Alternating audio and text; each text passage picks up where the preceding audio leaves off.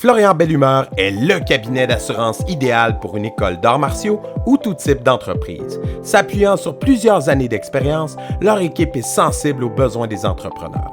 Ils vous offriront des produits qui répondent vraiment à vos besoins en assurance de dommages et un service à la clientèle qui vous permettra d'avoir la tête tranquille pour vous consacrer à votre passion. Composez le 1-877-472-0078, mentionnez Guerrier Podcast pour être dirigé vers leur équipe de spécialistes. Les cicatrices nous rappellent d'où on arrive. Les combats qu'on doit livrer quand le destin chavire. Guerrier, on fera ce qu'il faut pour la famille. Cœur de lion, œil de tigre, on a la paix dans la mire. The battles are never ending, I know. But we will get up and get on with the fight. And we'll do whatever for what is right. Just put your trust in us, in us. Donc, cette semaine, en entretien avec un guerrier, on reçoit Alexandre Ménard, qui vient nous parler d'escrime historique. Fait que, comme on discutait hors d'onde, c'est complètement quand même une branche différente de ce qu'on a abordé la semaine dernière avec André. Ceux qui ne savent pas de quoi je parle, vous irez voir l'épisode en anglais, là, le lien va être quelque part ici. Mais Alexandre, d'emblée, explique-nous ce qui caractérise le style que tu pratiques. Puis après ça, on reviendra à ton parcours personnel, si tu veux bien. Excellent. Ben en fait, c'est tout le temps une bonne première partie en laquelle jaser parce que le milieu de l'escrime historique, c'est un milieu qui est très complexe. C'est souvent ce qu'on va appeler les AMHE, donc Arts martiaux historiques européens, ou en anglais, on entend souvent IMA pour Historical European Martial Arts. La scrimicie, en fait, ce qui est intéressant, c'est qu'on est un art de combat qui s'intéresse au contexte du duel historique, au maniement des mêmes armes. La différence, en fait, c'est que la plupart des arts martiaux historiques européens vont se concentrer sur l'étude de manuscrits de textes particuliers, c'est-à-dire reconstituer la tradition d'un maître d'armes ou un autre. André, la semaine dernière, lui fait de la destrezza, donc c'est son gros focus. Mais certaines écoles vont faire de l'épée longue italienne de Fiore ou de l'épée longue de la tradition de Lichtenauer en Allemagne, etc. La scrimicie, la différence, c'est que nous, on a débuté nos recherches puis nos travaux avant que les manuscrits nous soient accessibles au Québec. Donc, c'est une méthode à partir de là d'archéologie expérimentale où ce qu'on s'est dit, OK, des informations qu'on a des batailles, de comment les choses se passaient, de comment les blessures des gens évoluaient selon les armes, puis à partir de ce qu'on avait aussi de connaissances plus récentes, parce qu'on s'entend que le corps humain n'a pas vraiment évolué depuis 1000 ans, donc on a une bonne idée de qu'est-ce qu'un coup de poignard fait ou de comment les blessures interagissent. Ben à partir de là, nous, on s'est dit, on va développer un système de combat qui vise à développer la performance. Si j'étais dans un duel à mort, sans armure, comment pourrais-je performer pour gagner mon combat? Puis à partir de là, on s'est mis à étudier, créer un système de techniques, de tactiques et de règles de combat qui nous permet d'évoluer dans le contexte qu'on juge être le plus réaliste, le plus difficilement proche de la réalité en termes de simulation pour faire justement un art qui allait fonctionner. Donc on évolue dans le même courant que les AMHE, mais les plus puristes des AMHE diraient qu'on n'est pas des AMHE parce que le côté historique, c'est moins notre focus au sens où on ne recrée pas des textes, mais on s'intéresse quand même au même sujet. On pourrait dire qu'on essaie de reconstituer le parcours qu'un maître d'armes aurait pu faire à l'époque en disant « faut que je performe pour survivre dans ce monde-là. Quelle est la meilleure manière de performer pour moi? » Puis nous, c'est surtout là-dessus qu'on se concentre. Donc on est un art martial qui se veut dans un contexte historique, mais qui est en constante évolution. On se contente pas de recréer quelque chose, on se contente de toujours travailler pour développer une meilleure approche. Ouais. Revenons à toi un peu, puis on reviendra à l'école après. Toi, c'est venu comment dans ta vie, la pratique martiale? Ça a commencé quand? À travers quoi? Est-ce que tu avais un professeur? Comment c'est arrivé? En fait, ça a été un mélange de tout plein de choses. Ce qui est arrivé, c'est que comme bien du monde qui font du combat à l'épée aujourd'hui, je me suis intéressé comme un jeune nerd à des affaires comme Donjons Dragons, etc. Je me suis mis à organiser un GN parce que je voulais me battre à l'épée mousse, tout ça. Puis éventuellement, j'ai eu un ami qui s'appelle Renaud qui a rejoint mes activités. Fait qu'on s'est lié pas mal d'amitié. Puis Renaud, lui, faisait partie d'un groupe de reconstitution historique qui est dans la région de Québec qui s'appelle l'Association médiévale de Québec, qu'on appelle l'AMQ. Puis il me dit, Alexandre, là-bas, on fait du combat à l'épée en métal. Fait que j'ai fait, c'est donc bien cool. Fait que je suis allé là-bas, j'ai commencé à en faire. Puis là-dessus, c'était quand même une forme de la reconstruction historique, faire des spectacles, tout ça. Fait que le combat était plus orienté spectacle. Mais ça a fait que j'ai mis le pied dans la place. Pendant environ 1 an ou 2, j'ai fait du combat avec eux. Puis ce qui est arrivé, c'est qu'éventuellement, dans un événement, j'ai rencontré une fille qui s'appelle Marie-Ève Hull, qui était une élève de Gabriel Mayotte, qui est le fondateur de la scrimicie, qui est l'art que je pratique. Donc, elle me dit, si tu veux en faire plus, vu qu'avec l'AMQ, malheureusement, c'est un entraînement d'1 heure, une fois 2 semaines, fait que ça répondait pas assez à mon besoin intense de combat et de pratique, j'étais allé rencontrer Gabriel Mayotte à l'école d'escrime du 78e Fraser Islanders, que Gabriel est engagé comme coach. Puis à partir de là, j'ai commencé à m'entraîner. Fait que ça fait à peu près une dizaine d'années. Donc j'étais en début de ma vingtaine, je rencontre Gabriel, personnage quand ça m'entraîne avec. Puis c'était un moment que le Fraser qui l'avait engagé de donner des cours avait moins d'énergie puis moins de ses membres de son unité de reconstitution intéressés à apprendre le combat à l'épée. Fait que l'école était pas très forte. On était 2-3 personnes à s'entraîner. Fait que, il y a un moment donné des soirs, je me suis retrouvé, même pendant quasiment 3 mois, je me suis retrouvé qu'il n'y avait pas d'autres élèves que moi. Donc ça a fait que Gabriel, qui avait fondé la Scrimici, a littéralement passé 3 mois à coup de 3 heures semaine à me donner des cours en privé. Puis à l'époque, il était étudiant, puis habitant chez mes parents, j'avais pas de voiture. Fait que son trajet pour retourner chez lui, ça passait devant chez moi, fait qu'il me liftait chez moi, puis il allait me chercher. Fait qu'on jasait en char à l'aller, puis on jasait en char au retour. Puis souvent, il avait fait la blague que sa blonde se demandait qui la trompait, parce que le soir, souvent, quand il arrivait devant chez nous, on jasait pendant des heures dans la voiture. Fait que tu sais, des fois, on a fini le cours à 9h au local, à 10h au local, il est venu me porter, puis il repartait de chez nous à 1h du matin, parce que pendant 3 heures, on jasait dans la voiture en face de chez nous. Puis là, il me transmettait tous les concepts, la logique de son art, puis tout ça. Fait qu'à partir de là, ben moi, ça m'a vraiment allumé. Puis ce que je voulais, c'était avoir plus de combattants. Fait que j'ai dit, est-ce que tu me permets que je commence à donner des cours moi aussi, vu qu'au Fraser, c'était une pratique libre. C'était juste, Gabriel coachait, accompagnait le monde, mais il n'y avait pas de cours. Puis moi, je connaissais bien les amis qui faisaient de GN ou qui étaient intéressés par ça, mais qui allaient faire juste une soirée de se taper dessus, sans programme, ça allait pas les rejoindre. Fait qu'il m'a dit, ouais, puis il dit, je t'aiderai à monter ton programme de cours, tout ça. Fait que j'ai commencé au début dans le cours chez mes parents à donner des cours à quelques-uns de mes amis, éventuellement louer un local, éventuellement ouvrir un deuxième soir semaine. Donc, ça a grossi progressivement. Fait que là, j'enseignais à du monde, ça faisait plus de combattants. Au fil du temps, on s'est acheté du meilleur équipement pour fonctionner. Au début, Gabriel avait un paquet d'épées qu'il nous prêtait. Fait qu'il a fourni notre gear au début jusqu'à ce qu'on ait le budget de s'acheter plus de stock. Puis, éventuellement, j'ai ouvert mes 2 soirs semaine, un cours de base, un cours plus avancé. Puis, ce qui est arrivé, c'est qu'en le Fraser a complètement décidé de ne plus offrir de cours de soir d'escrime. Parce qu'il restait genre 1 ou 2 de leurs membres qui en faisaient vraiment. Fait que dit, ben là, payer un local puis débourser des frais pour donner un cours dont nos membres c'est pas intéressé, c'est pas notre mission. Fait qu'à ce moment-là, ben, on a ouvert un 3e soir qui était le soir de pratique libre qui se donnait anciennement au Fraser. Fait qu'on s'est retrouvé que l'école à Limoilou était à 3 heures semaine. Fait que là, j'enseignais, je pratiquais, je créais mes groupes pis tout ça. Fait que ça a été un peu le cheminement jusqu'à avant le COVID. Moi, au travers de ça, éventuellement, il y a quelques années, il y a eu le premier tournoi d'AMHE organisé au Québec par la compagnie médiévale où André enseigne notamment, qui était le Montréal Emma Open. Fait que la Scrimici, on est allé à quelques combattants. Puis à ce moment-là, ben ça a été comme le premier test on confrontait d'autres styles qui étaient plus historiques, plus traditionnels avec ce qu'on faisait. Puis là, nous autres, on était venus en disant, on va sûrement se faire battre, là, on est des petits noobs, puis il y a personne d'entre nous qui se prétendait être des athlètes, puis tout ça.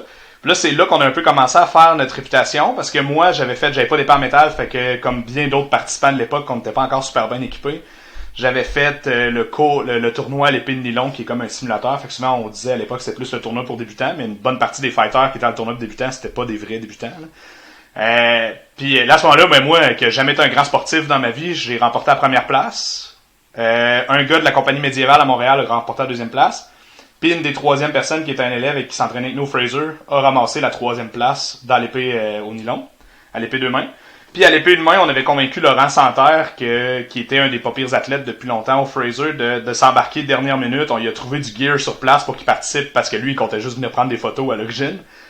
Puis il a embarqué dans l'épée 1 main métal au Mix Weapon, puis il a remporté la médaille d'or aussi. Fait que là, le monde a fait genre, ouais, vous êtes peut-être sérieux un peu. Puis là, ça en est suivi une série de tournois où on est allé que je formais des athlètes, certains qui avaient moins de quelques semaines d'entraînement avant d'arriver au tournoi.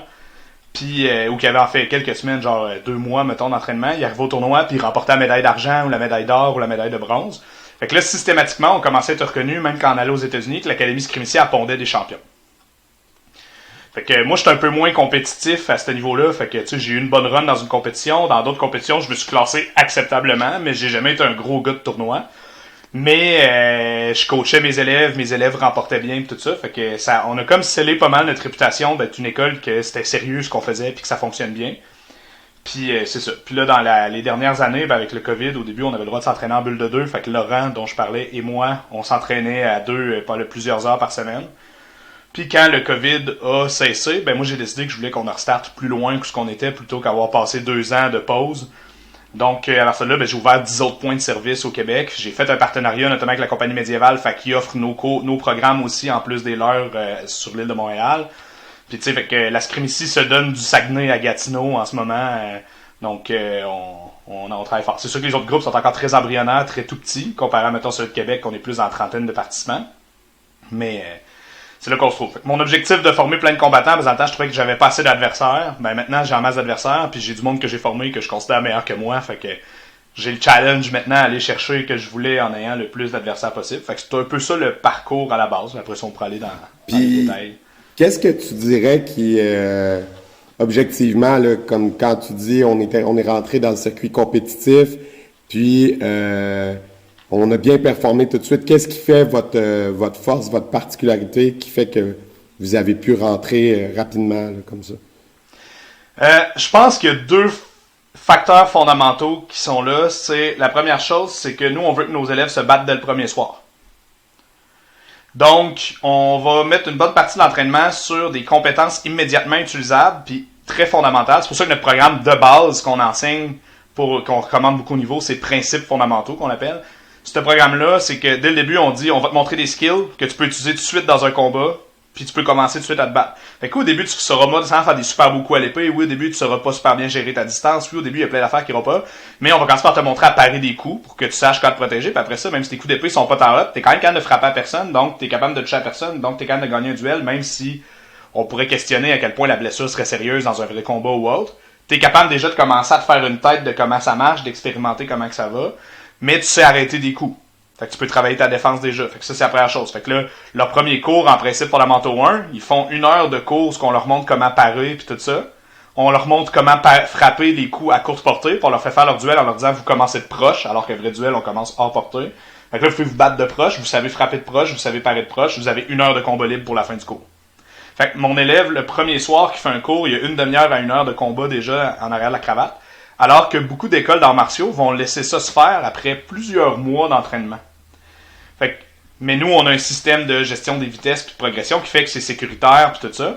Fait qu'on est capable de gérer les élèves puis de les encadrer correctement pour qu'ils se battent dès le premier soir. Fait que ça, c'est déjà la première affaire. Quand on est allé à un tournoi à Montréal, à un moment donné, je rappelle, il y avait un élève d'une autre école qui avait regardé un de mes étudiants remporter la médaille d'or en mixed weapon. Puis là, il y avait du calibre dans cette compétition-là quand même. Puis là, il m'a dit « Ah, j'ai tellement hâte d'être bon comme cet élève-là. » Puis nan. Fait que là, moi, j'ai posé la question parce que j'étais quand même curieux moi-même de remettre mes théories en question. J'ai dit, ben, ça fait combien de temps que t'en fais? Il dit, ben, ça me fait une session, ça fait 12 semaines. Je fais, OK. Ben, mon élève qui vient de rapporter, ça fait 15 semaines qu'il en fait. Fait que là, tu sais, ses yeux deviennent ronds, puis il dit, ah ouais. Je dis, mais tu sais, moi, la question que je vais te poser, la vraie question, t'as combien d'heures de combat de fait? Fait que là, il me dit, ah, ben, j'ai eu 15 minutes de combat supervisé à tel moment parce que je me suis fait prêter de l'équipement, puis j'ai eu 1 demi-heure ou 1 heure à tel moment en me faisant quand j'ai reçu mon propre équipement, où ce que là, il y avait un plus ancien qui pouvait me superviser pendant que je me battais avec quelqu'un d'autre. Je dis, OK, fait que t'as 1 heure et quart, 1 heure et demie de combat, c'est ça, je comprends. Il dit, ouais. Je dis, ben, mon élève qui est là, dans son cours de principes fondamentaux du lundi soir, il a fait 1 demi-heure minimum par lundi soir. Sa session de 15 semaines, ben, à partir de là, ça fait 7h30 d'expérience juste ce soir-là. Puis j'ai dit, moi, à mon école, mes élèves ont le droit de faire de la pratique libre dès le début. Le mardi soir, on a un soir de pratique libre. Fait que c'est juste du combat pendant 2 heures. Il s'inscrit. Il a fait, à partir de là, 15 soirs de 2 heures de pratique libre. Fait que tu rajoutes 30 heures. Fait qu'il est à 37h30 de combat, puis toi, t'es à 1h30. Dans à peu près le même délai. Fait que j'ai dit, faut pas que tu te poses de questions. C'est normal que tu sois pas rendu là encore. Mais fait que c'est pas une question de depuis combien de temps tu fais de l'escrime, mais une question de combien de temps d'expérience de combat t'as mis. Là, je suis pas en train de dévaloriser la drill puis plein d'autres affaires qui sont pertinentes à plein de moments. Mais je pense que ça, c'est important à avoir comme phénomène. Mes élèves arrivent expérimentés de façon, dans des magnitudes qui sont différentes que ce que bien des élèves d'arts martiaux plus conventionnels dans d'autres clubs ont. La deuxième chose, c'est que beaucoup d'arts martiaux, puis ça, on le voit en général dans les arts martiaux traditionnels, autant que dans les arts martiaux historiques, qui sont ultimement traditionnels mais européens, là, mais c'est juste que le terme n'est pas encore indiqué tout ça, c'est que beaucoup de gens, ce qu'ils font, c'est qu'ils vont enseigner l'art martial by the book tel que c'est indiqué. Puis c'est normal, dans le but des AMHS, c'est de faire revivre cette tradition-là. Fait qu'ils veulent qu'elle soit telle que prévue. Préserver la tradition. Ouais. Ben, c'est ça. Fait que ce qui arrive, c'est que à partir de là, leur approche à ça est pas nécessairement flexible. Parce que si tout ce qu'on fait, c'est des parades, des attaques comme ça, puis on s'entend, la plupart des traditions ont assez de contenu pour faire que c'est tous des systèmes qui fonctionnent quand même relativement bien, ben les gens, puis ça c'est ensuite, à partir de là, il y a certaines écoles en plus qui ont des mauvaises méthodes d'enseignement, mais ce qui arrive, c'est que là, ils enseignent au monde à faire des actions spécifiques, puis c'est ça que tu dois faire, c'est ça ton style de combat, Pendant que nous, à la place, on enseigne au monde à observer des faiblesses dans ce qui est fait, dans la gestion des distances, dans la gestion des parades, pour que nos élèves profitent de ces faiblesses-là. Fait que peu importe contre quel style ils arrivent, à part quand ils sont vraiment débutants, qui sont juste habitués de se battre entre nous, là, ce qui est un peu un mur, une douche froide à rencontrer à tous nos élèves la première fois qu'ils rencontrent du monde de d'autres styles. Au départ, ils n'ont pas nécessairement la flexibilité de s'adapter parfaitement, mais nous, ce qu'on leur enseigne surtout, c'est comprendre puis apprendre durant le combat. Fait qu'on arrive, on fait, OK, l'adversaire part de même avec son épée, il attaque de même dans telle situation, puis à partir de là, ben, ils sont capables de comprendre comment gagner le combat, parce que notre approche est stratégique plus que tactique. Nous, on apprend au monde que tu pars de telle manière, tu attaques de telle manière à telle distance parce que ça a tel avantage. Si ton adversaire fait pas ça, ça le met dans tel danger, voici comment l'exploiter. Fait qu'on a vraiment une approche qui est faite pour donc identifier c'est quoi les meilleures pratiques à faire en combat pour optimiser tous les éléments comme la distance, la vitesse, la portée, etc. Et on rajoute à ça le fait de comprendre, surtout quand les élèves commencent à être un peu plus avancés, qu'ils vont faire les programmes de principes tactiques qui sont encore plus élaborés, parce que là on va dans des exemples plus précis. Les élèves, après, on se dire, ah, OK, il fait tel genre d'action, ça je peux me contenter de ça, puis je vais tout le temps gagner dans cette situation-là. Donc, ce qui arrive, c'est qu'à partir de là, les élèves, souvent, qui sont capables de battre les nôtres, puis il y en a en masse, là, il y a vraiment des très bons combattants au milieu à MHE. André Aillard lui-même, là, que vous avez passé en entrevue l'autre semaine, c'est un des plus redoutables duellistes là, qu'il y a au Québec, là, sans aucun doute. Là. Ce qui arrive, c'est que beaucoup de ces gens-là, par contre, développent une compréhension en dehors du contexte technique qui est enseigné dans beaucoup d'arts, ou mélangent plusieurs arts historiques qu'ils ont fait, puis là, à ce moment-là, ben, ils commencent à avoir assez d'aide dans des situations puis d'expérience pour tout identifier ça. Donc, c'est un peu ça qui se produit. Là, ça va être intéressant parce que le prochain circuit compétitif qui va starter maintenant que le COVID est fini, mais là, je vais avoir beaucoup de nouveaux élèves dans mes nouvelles écoles que j'ai pas enseigné directement qui vont participer. Fait que là, on va voir ça va ressembler à quoi le niveau puis tout ça. Fait que j'ai bien hâte. Là, à mon avis, on va avoir une baisse quand même, faut s'y attendre parce que là, on a beaucoup de nouveaux instructeurs qui enseignent à des nouveaux élèves. Fait que c'est sûr que ça va être un peu différent. Là, sur le volume, on risque d'avoir une moins grosse proportion de champions puis tout ça, de médaillés. Mais j'ai bien hâte de voir quand même de quoi ça va avoir l'air puis ce nouveau départ-là. Puis je sais qu'il y a beaucoup de monde, beaucoup d'efforts qui ont été faits dans plusieurs écoles pour vraiment améliorer. Fait que là, c'est vraiment cool. Là. L'expérience qu'on a eue avec les autres groupes d'AMHE, c'est que le calibre a vraiment redressé. Fait que là, ça va être une belle époque. Oui. Puis il y a quelque chose qui m'intrigue dans ce que tu disais. Je reviens un peu dans la scrimicie en tant que telle.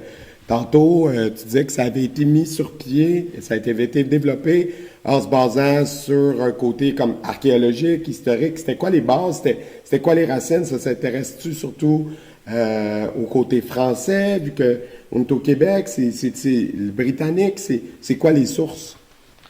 Ben, en fait, c'est ça qui arrive, c'est qu'on n'avait pas de source. Fait que quand on dit archéologie expérimentale, en fait, c'est que les outils à ce moment-là qu'on a, puisqu'on n'avait pas de documents écrits tel que tel, ou très peu, comment qu'on fonctionnait à la place, c'est de dire, bon, OK, on sait que la basket hilt écossaise, l'épée est faite comme ça, elle a tel poids, etc. On peut avoir quelques textes de comment des gens ont été blessés, ont été tués, ont été capables de supporter des blessures, continuer à se battre, etc. Fait que là, on se dit, OK, on sait qu'un duel à la basket hilt, sans avoir les détails techniques de comment la manier, on sait qu'un tel duel, un coup d'épée, c'était rare que ça tuait en un coup. On sait que les gens pouvaient encaisser une blessure, continuer un moment, etc. Fait que là, ça informait nos règles de duel, de simulation. À partir de là, on étudiait l'arme, comment elle fonctionnait, puis là, on se disait, OK, quand je tiens mon épée de même, je reçois plus de coups dans les avant-bras. Quand je tiens mon épée de même, je reçois moins de coups dans les avant-bras. Quand je tiens mon épée comme ça à telle distance, ben, je suis capable de protéger ma transition entre les distances. Fait qu'en fait, Gabriel Mayotte, c'est un peu, il a une attitude un peu comme un ingénieur. Fait que, tu sais, il y a vraiment une carte heuristique, là, dans sa tête de, OK, quand il se passe ça, il se passe ça, quand il se passe ça, il se passe ça. OK, j'ai telle théorie, il a mis au défi, la théorie plante fait, ah, OK, c'est donc ça, je remets au défi. Fait qu'il a développé au fil des années, dans les années 90 et jusqu'à récemment, tout le système de la scrimicie à partir de des conclusions essais-erreurs, à partir de comment les armes sont faites. Puis bien sûr, à la base, avec des informations sur comment les armes sont faites, c'est quoi les proportions, c'est quoi les infos qu'on a sur des blessures. Fait que, par exemple, en scrimicie, dans notre méthode d'entraînement, on a comme règle ce qu'on appelle la règle du 3 secondes.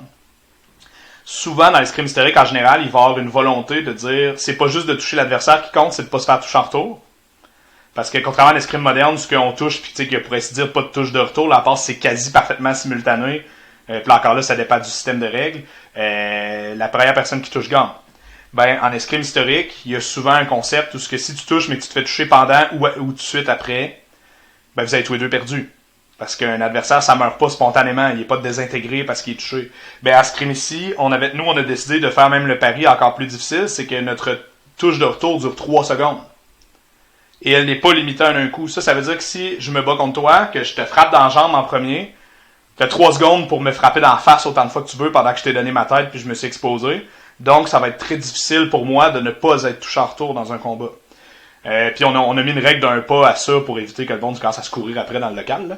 Mais puis ça a été informé du fait que tu sais on a autant de récits historiques que de récits récents que les gens subissent des blessures qui sont très graves, qu'ils soient poignardés, tirés par arme à feu, etc. Et que beaucoup de ces gens-là, même avec des blessures qui sembleraient genre immédiatement fatales dans l'imaginaire collectif, la réalité c'est que les gens souvent peuvent combattre très longtemps encore après. Mais on le sait pas. Fait que nous, la règle du 3 secondes, on se dit, prends pas pour acquis que ton adversaire est mort ou incapacité quand tu l'as touché, tu dois te défendre encore pendant 3 secondes après. Fait que là, l'art, c'est de réussir à toucher sans être touché en retour dans un délai qui est très long. Fait que ça a été le genre d'information qu'à partir des textes, des traces historiques qu'on pouvait voir, d'informations même récentes sur comment les blessures en combat évoluent, etc., on s'est dit, OK, ça nous prend au moins un système qui dit l'attaquant doit apprendre à gérer l'adversaire. Puis si après avoir touché, survécu par la 3 secondes, l'adversaire est pas mort, ben au moins t'es en sécurité, tu peux recommencer le combat pour finir d'incapaciter ton adversaire. Fait que c'est la philosophie sur laquelle on travaille.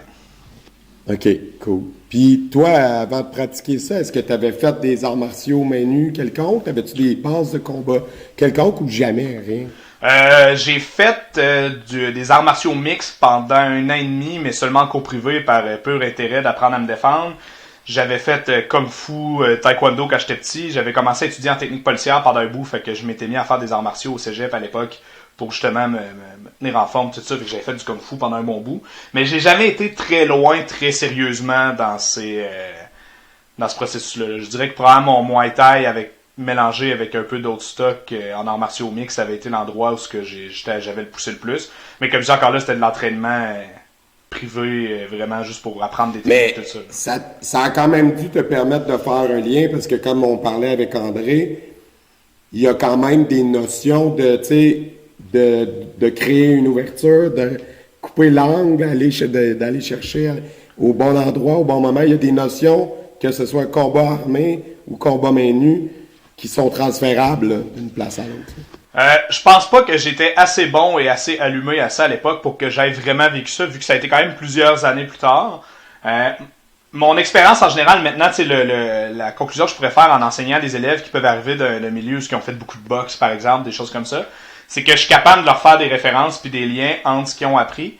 Mais inversement, ce que j'ai tendance à voir aussi, c'est beaucoup de gens qui ont fait des arts martiaux à main nue. Il y a quand même une logique que c'est plutôt rare que, à part quelques contextes spécifiques, tout ça, c'est plutôt rare que tu vas blesser gravement ton adversaire en un coup dans du combat à main nue. Il y a des techniques, puis il y a des choses qui existent pas, mais après ça, quand la vraie vie arrive, soit t'es chanceux, ça se passe, soit l'adversaire sait se défendre, puis il évite de te donner l'occasion de le faire. Puis à partir de là, ben, ça devient un combat qui est un petit peu plus basé autant sur ton endurance, ta technique, tout ça, pour bien faire ça. Surtout si on prend des sports de combat plus traditionnels, comme la boxe, puis tout ça.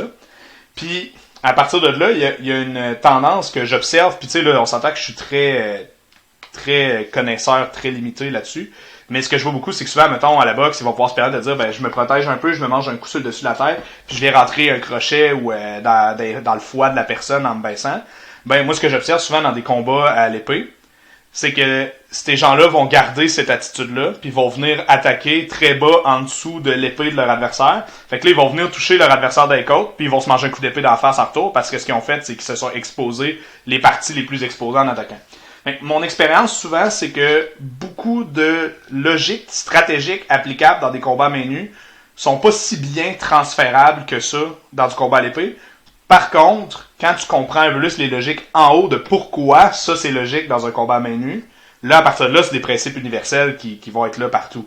J'ai tendance à dire que la stratégie les concepts de stratégie sont relativement universels.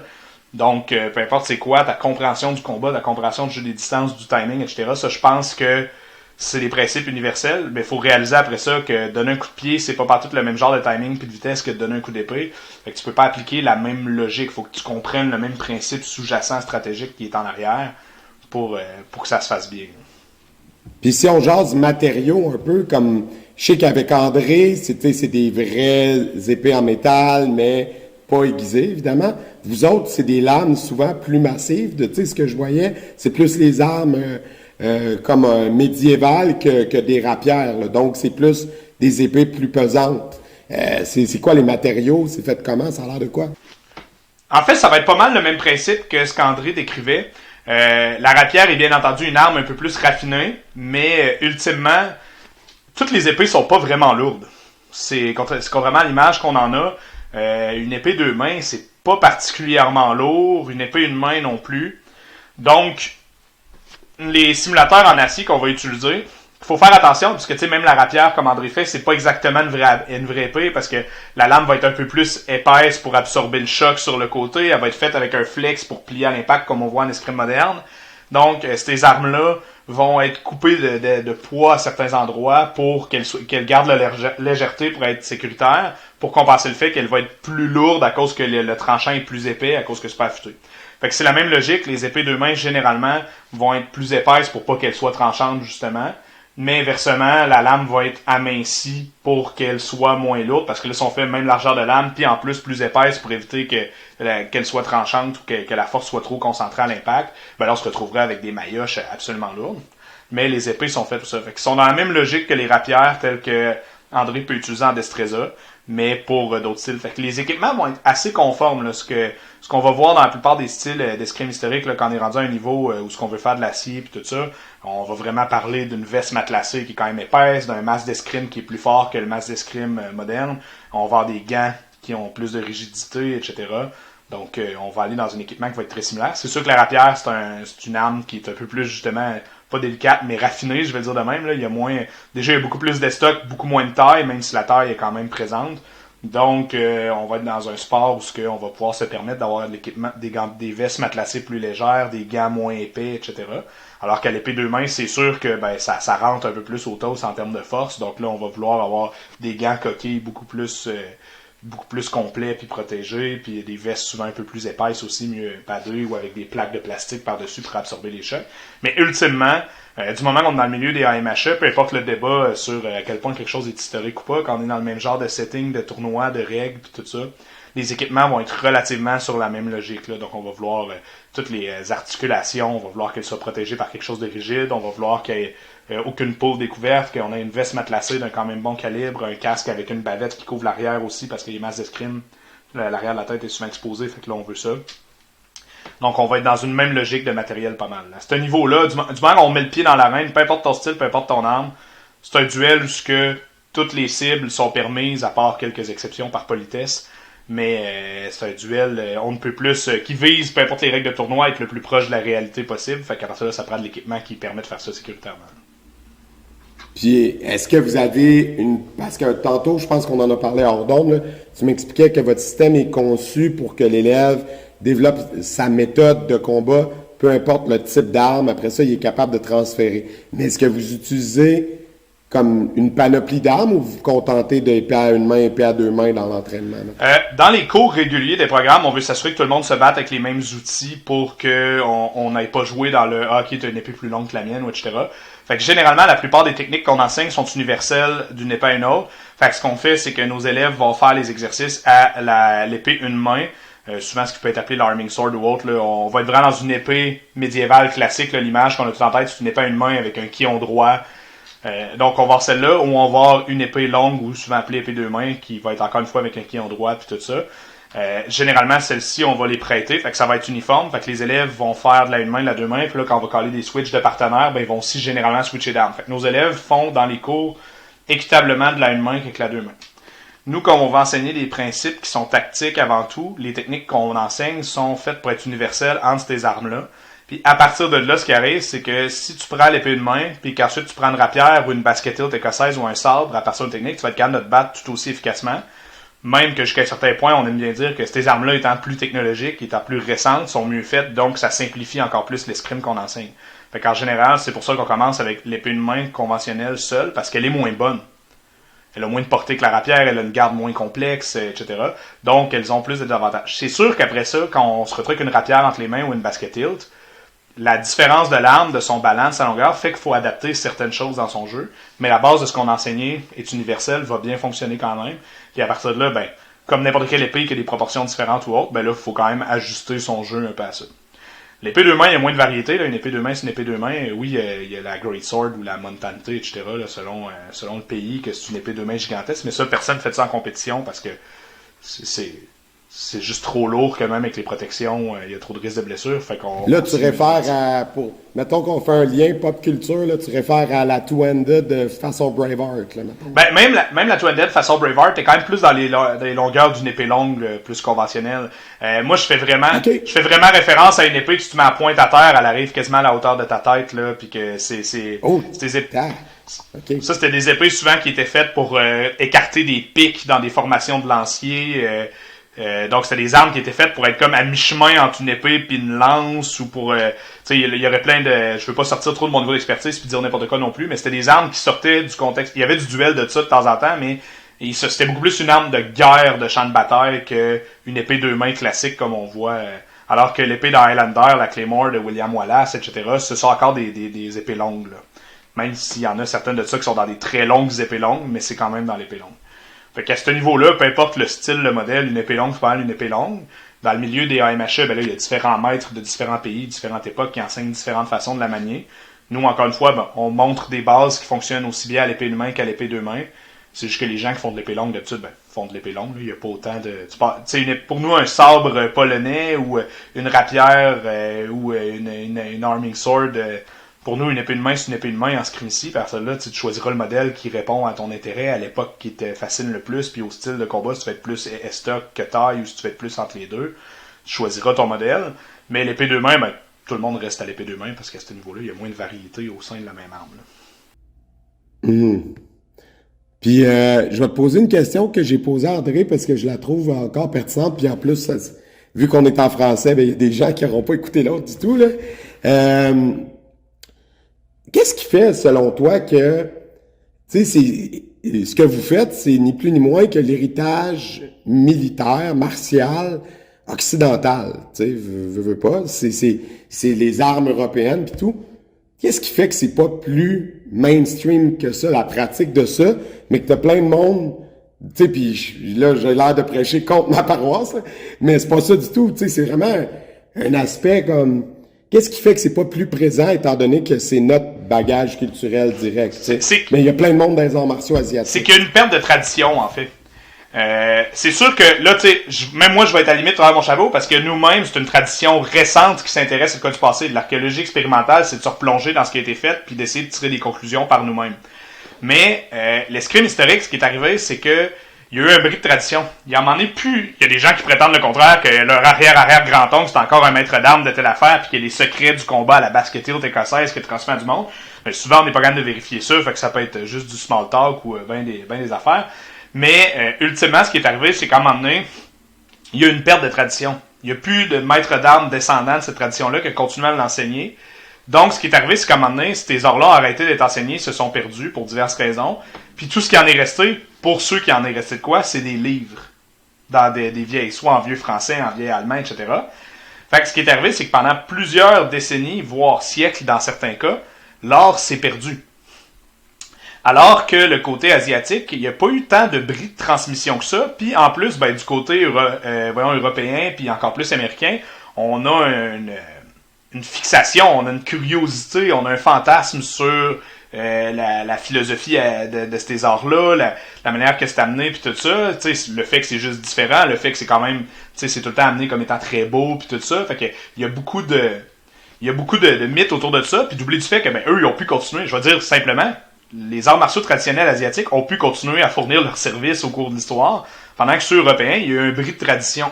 C'est pour ça qu'on fait une différence aussi en disant arts martiaux historiques. C'est que la principale différence que ben du monde vont dire, puis qui est un des arguments que certains disent qui fait que la scrimicie est pas vraiment des AMHE, c'est justement que faut que ça ait existé, que ça ait arrêté d'exister, puis que ça soit ressuscité.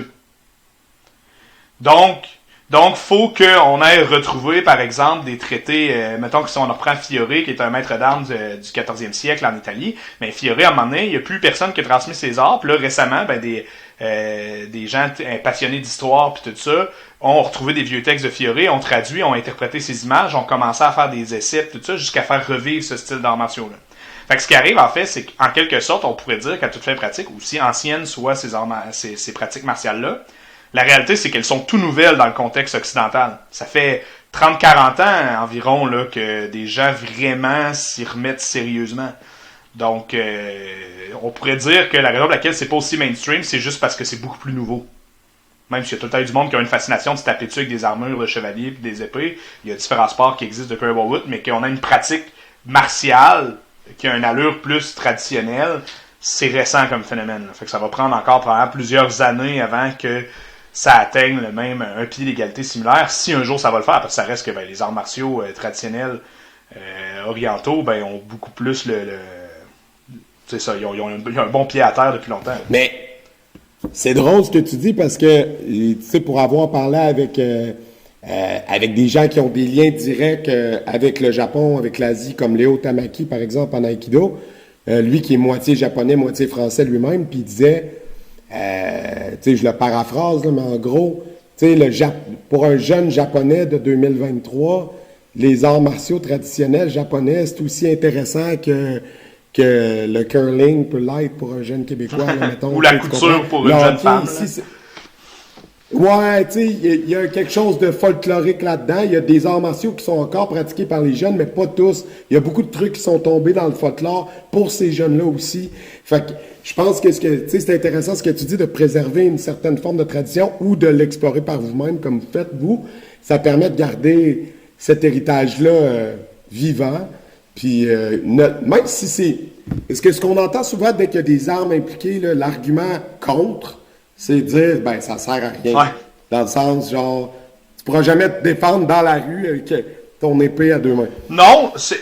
Obviously, l'argument... pour des raisons légales, non. Non, en effet. Puis l'argument réel, c'est que... En fait, moi, c'est un argument que je trouve jusqu'à un certain point quand même un peu risible, parce que on s'entend que la réalité, c'est... Il y a du monde qui cherche la merde puis qui vont s'essayer. Mais la réalité, c'est... peu importe ton calibre là, de combat, je suis pas mal sûr que tu sais à quel point, justement, ça peut tourner mal dans un environnement non encadré. Puis tu le sais très bien que si t'en vas te battre dans un bar en disant « Ouais, mais je suis capable de te flipper, puis je suis 8e dan de tel art martiaux, pis tout ça », ça se peut bien qu'un gars te tape avec un couteau ou te pète une bouteille de bière en arrière de la tête puis que t'ailles à l'hôpital, tu sais. Fait que la réalité, c'est que de toute façon, se retrouver dans un combat, ça devrait être la dernière chose que tu veux faire. Et moi, ma vision, c'est que rendu là, si je me fais forcer à être dans un combat, tu sais que j'ai pas le choix de me défendre, là, que ma vie est en danger, parce que c'est ça qui va se passer, ben je savais qu'à ce moment-là, si ma vie est en danger, je vais préférer être jugé par 8 que porté par 4, là.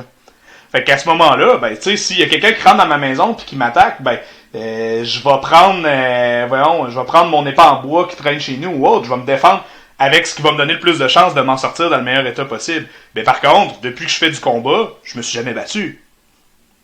Mais si j'ai en dehors du contexte sportif, fait que moi quand on me dit ouais, mais tu te battrais pas avec une épée, non, mais je veux dire, je pourrais prendre un 2x3, je pourrais prendre un bat de baseball, je pourrais prendre une épée que j'ai dans mon coffre de char parce que je veux pas, je traîne des épées régulièrement avec moi parce que je donne des cours d'escrime. Fait que tu sais, la réalité c'est, je pense pas que je vais avoir moins de chances d'utiliser ce que j'ai appris, bien au contraire, si la situation se présente. Puis si la situation se présente, si je dois défendre ma vie, ben je vais de toute façon utiliser les outils qui vont me donner le plus de chances de bien m'en sortir.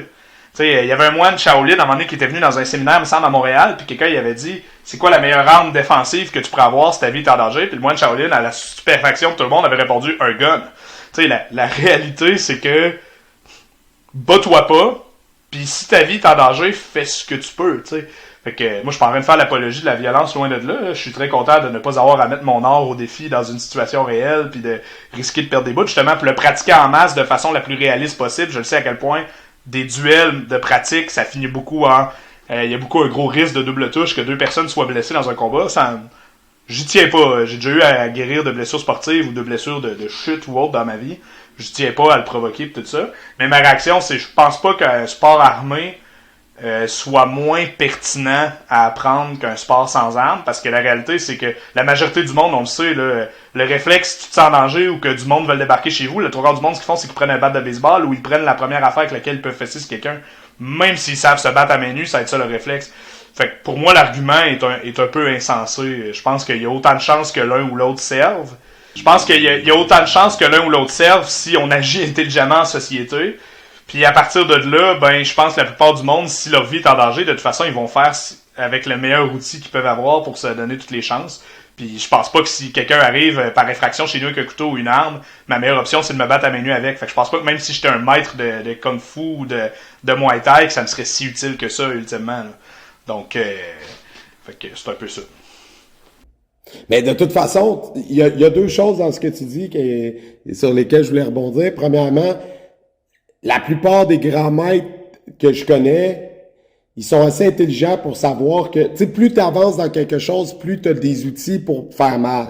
Donc, moins tu vas vouloir t'en servir, donc plus tu vas utiliser ton cerveau pour désamorcer les situations. Puis c'est pour ça, souvent, quand on voit sur Internet, TMZ, peu importe, des gars de MMA, des vrais combattants qui se font prendre dans des situations de combat dans la vraie vie par quelqu'un qui veut les tester ou un agresseur X, le gars va souvent essayer, ou la fille va rester très calme, va essayer de désamorcer le plus possible, parce que ultimement, quand c'est fini, c'est fini. Ils vont le neutraliser, puis ça sera pas long. Là. Puis ça, c'est un. Puis deux, c'est de considérer que la pratique des armes, c'est inutile, parce que tu pourras pas te promener avec ta Twenda dans la rue pour te défendre. C'est comme de dire que de faire une activité... tu sais, c'est comme de confier une fonction utilitariste à quelque chose. Tu peux aussi faire de la pratique des armes parce que t'aimes ça. Puis ça te fait du bien, ça te fait bouger, ça développe des facultés intellectuelles, des réflexes, plein d'affaires. Autre que simplement dire je serais capable de te knocker. Tellement plus que ça. Tu sais, la réalité, c'est que par exemple, comme dans le cas de la scrimmie, je peux pas parler ensemble des autres styles historiques, mais en scrimmie, on enseigne la tactique, on enseigne l'analyse du combat. C'est des compétences qui servent des gens que je connais comme entrepreneurs. Parce que la stratégie, c'est la stratégie. Moi, personnellement, quand Gabriel Mayotte m'a transmis tout ça, c'est ce qui a fait qu'après ça, quand j'ai été directeur général dans un organisme sans but lucratif, j'étais capable de dire, OK, ça, c'est le problème. C'est comme ça qu'on prend l'initiative, c'est comme ça qu'on va le régler, c'est comme ça qu'on va prioriser tout ça, parce que c'est une approche de résolution de problèmes stratégique. L'autre affaire, j'ai un ami qui fait quand même pas mal d'arts martiaux pis tout ça, puis il a fait pas mal de trucs à main nue, puis à un moment, Joe arrive, on commence à se chamailler, puis il arrive, puis il s'en va me donner un coup de poing.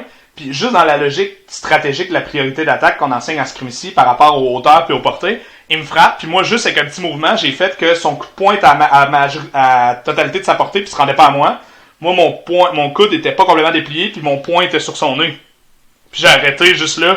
Fait que tu sais lui il a frappé puis moi tout de suite je m'étais placé puis j'ai mis en face. Puis j'étais comme toi tu te rends plus à moi. Puis moi il me reste ça de distance que je peux aller chercher. Puis pourtant, ça a sorti tout seul. C'est pas un coup de poing que j'ai travaillé dans ce format-là quand je faisais du Muay Thai ou du Kung Fu. Mais juste par logique stratégique avec ce que je faisais à l'épée, c'était pour moi, si je me fais frapper de même à main nue par quelqu'un, la réaction logique. C'est sûr que je suis pas full drillant contre à main nue. Fait que probablement quelqu'un de vraiment entraîné à main nue va me péter à gueule comme moi je ferais l'inverse à l'épée dans un combat. Mais la réalité, c'est que je comprends quand même assez le combat, ma gestion des distances, la gestion du risque, la stratégie, les concepts d'effondrement psychologique en combat, tout ça, pour savoir que si je m'effondre pas puis que je deviens pas juste genre en panique sous l'adrénaline, ce qui va être le cas de la majorité du monde, peu importe leur entraînement dans un vrai combat dans la rue de toute façon, soi-même, ça, c'est une expérience que tu as besoin pour être bon dans une situation réelle. Je veux dire, du moment que je suis capable de garder le contrôle là-dessus, j'ai déjà un paquet d'éléments contextuels que je maîtrise qui vont me permettre d'avoir un certain edge dans un vrai combat, peu importe c'est quoi l'arme. Puis l'autre réalité, c'est, tu sais, moi je me promène en hiver pour le nombre de rottes de métal que je vois planter le long d'un chemin, je me sens pas déséquipé en épée non plus à longueur de journée dans la rue, là, tu sais. Fait que... Je t'entends. Ouais, ça a bien du sens. Puis là, si les gens veulent en savoir plus sur les écoles, les académies, Scrimmie, tu me disais que là, il y a plusieurs instructeurs un peu partout au Québec. Vous êtes où concrètement? Puis où on peut vous rejoindre facilement? Là? La meilleure manière, c'est de nous contacter par la page Facebook. C'est là que c'est le plus efficace. Sinon, on a notre site internet qui est scrimmie.com. À partir des deux cas, vous pouvez nous contacter par Messenger, par téléphone, tout ça. Puis où est-ce qu'on est? Ben essentiellement, j'essaie tout le temps de pas en oublier parce que ça commence à en faire beaucoup. Québec, directement, on est à Limoilou. On a un à Lévis. On a un à Pont-Rouge, dans la région de Portneuf. Fait que là, ça, c'est les trois de la région de Québec. On a un à Saint-Nazaire, qui est à quelques minutes d'Alma, au Saguenay-Lac-Saint-Jean. Ensuite, on a un à Trois-Rivières. On a un à Sherbrooke. On a un à Drummondville. On a un à Sainte-Thérèse, au nord de l'île. En collaboration avec la compagnie médiévale, on en a qui se donnent à l'église Berkmans à Rosemont, sur l'île de Montréal. Puis, je pense que ça fait le tour. J'ai un point de service à Gatineau puis Papineauville aussi. Papineauville, c'est vraiment un endroit un petit peu plus isolé, mais c'est entre les deux, entre Mont-Sainte-Thérèse puis Gatineau, fait qu'ils ont des activités communes à celui-là aussi. Fait que ça nous en fait une couple. Ah ben parfait. Donc je vais mettre les liens en description. Écoute Alexandre, je vais te garder un peu plus longtemps parce que on va faire un petit segment Patreon. bonus. Fait que si les gens veulent l'entendre, ben abonnez-vous, patreon.com, le lien est dans le bas de l'écran en ce moment. Puis ça nous permet de supporter le podcast financièrement, comme la plateforme qu'on utilise pour enregistrer et tous les autres frais connexes. Donc, sur ce, ben je vais te souhaiter une bonne fin de journée. Nous autres, on reste ensemble. Puis merci, puis abonnez-vous, suivez-nous, puis à la semaine prochaine.